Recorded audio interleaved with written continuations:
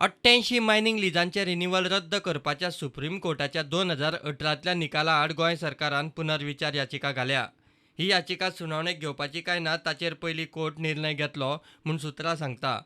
याचिकेचो विचार जायत जाल्यार घडये चालू म्हयन्यांतूच सुनावणेक सुरवात जातली. मायन्स मंत्री मुख्यमंत्री प्रमोद सावंतान कोर्टान सुनावणी फास्ट ट्रॅक करची म्हूण विनवणी केल्या. MMDR कायद्याचे कलम 80A आनी एबॉलिशन ऑफ कन्सेशन कायद्याचेर नजर घालची म्हूण गोंय सरकारान हे याचिकेत नमूद केला. मायनिंग बंद जाल्ल्यान कितले जाण बेकार जाल्यात ताचो डाटाय याचिके बरोबर जोडला.